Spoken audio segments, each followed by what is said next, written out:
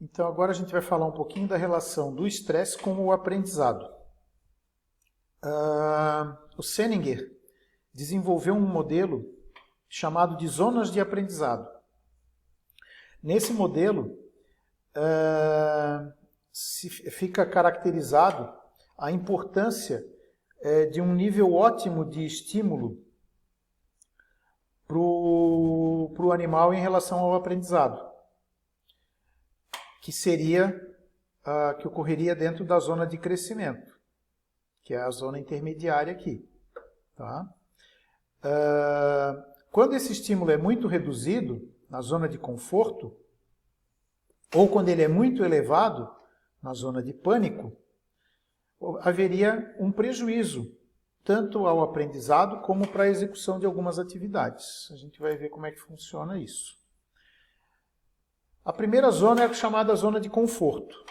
Então, nessa situação, o animal está participando em processos e em situações que são familiares a ele, não são situações novas. Então, existe um nível reduzido de ansiedade e de estresse, havendo um nível estável de performance. Só que nesse caso, como existem poucos estímulos, existem poucas oportunidades desse animal realizar um aprendizado, porque se não tem novidade, não tem o que ele aprender, correto?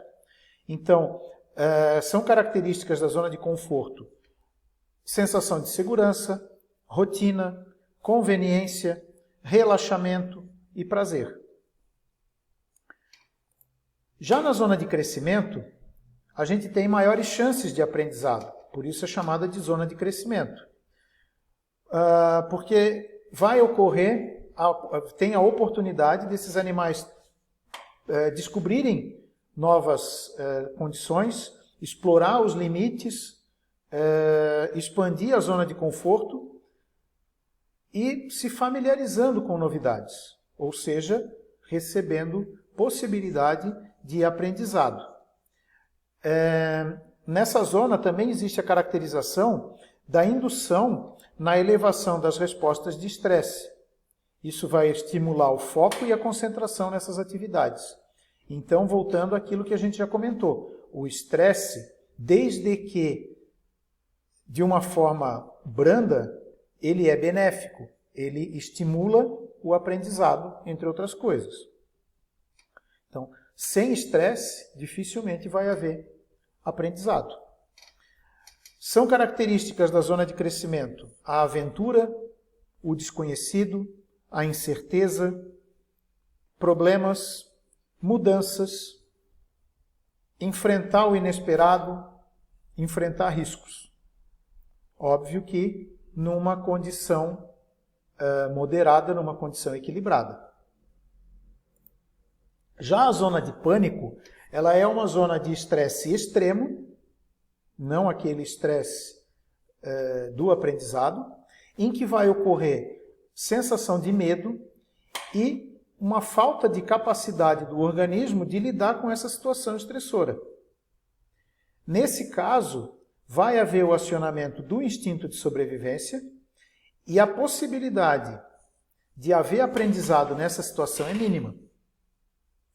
O que vai acontecer nesse caso é a utilização de estratégias que o animal já conhece, mesmo que sejam inúteis, para solucionar o problema em questão. Ele não vai aprender nada, ele simplesmente vai usar aquelas estratégias que o instinto ou que outras situações em que ele entrou na zona de pânico ocorreram e vai usar essas ferramentas para fugir da zona de pânico. Quando o indivíduo entra nessa zona de pânico, em função do estresse que se produz, às vezes pode ser difícil, além do animal conseguir se controlar e manter a calma e a homeostasia, ele conseguir voltar para a zona de crescimento. Ele pular essa etapa e retornar, retroagir e voltar para uma zona de segurança. As características da zona de pânico seriam a emergência, a injúria, o risco objetivo, ou seja, aquele risco claro de perigo, ou um acidente. Esses são os fatores da zona de pânico. Cada indivíduo ele apresenta um sistema de zona de aprendizado que é único para ele. E ele vai se alterar de acordo com as experiências individuais ao longo da vida. Então, esse sistema ele vale para cada indivíduo. O tanto de estresse que o animal vai ser submetido para entrar numa zona de intermediária ou que vai levar ele a entrar na zona de pânico, varia de animal para animal, de acordo com as experiências que esse animal já teve ao longo da sua vida. O Mike Bride e o Mills, em 2012, eles, nos estudos que eles fizeram, eles enfatizaram que quando o estímulo é excessivo, mesmo que ele seja um estímulo positivo, ele pode ser tão prejudicial para a performance daquele indivíduo quanto a falta de estímulo. E eles também alegam que não há um nível ótimo de estímulo que se adeque a todos os indivíduos, que foi o que a gente comentou. Cada indivíduo ele vai ter uma resposta num grau diferente frente a um determinado estímulo. Em relação à emoção, as respostas ao estresse, quando elas envolvem a emoção, elas têm que passar por uma avaliação afetiva. Nessa avaliação afetiva, a informação ela é processada e interpretada, tentando estimar o potencial de ameaça.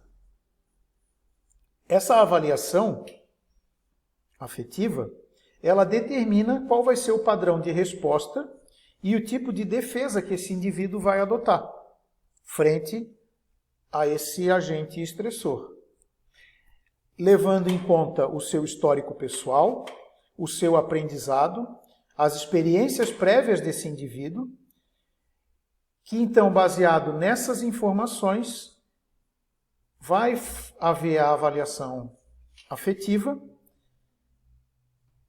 levando em conta a capacidade desse indivíduo de lidar com essa situação.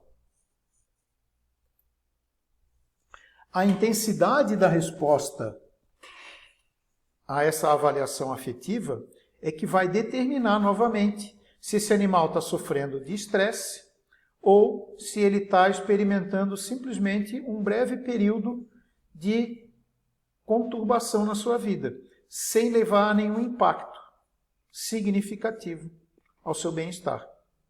Então, o animal ele pode estar sofrendo de estresse, está tendo que lidar com isso, ou ele simplesmente está se adaptando àquela mudança de ambiente, e isso não vai gerar nenhuma consequência para o bem-estar desse animal. Também é através dessa resposta que o indivíduo poderá, em caso de uma exacerbação dessa resposta, desenvolver medo ou fobia, que é o que a gente vai ver daqui para frente. Então, o que é medo? Por definição, medo é uma resposta do organismo a uma estimulação aversiva, que pode ser física ou mental. A função do medo é preparar o indivíduo para uma possível luta ou fuga.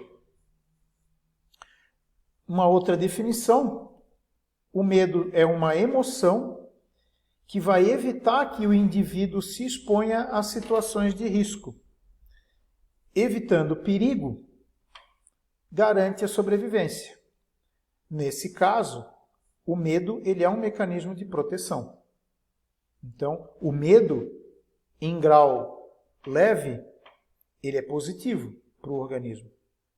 Todo indivíduo precisa sentir medo, porque se o indivíduo não sente medo de nada, ele não dura muito tempo.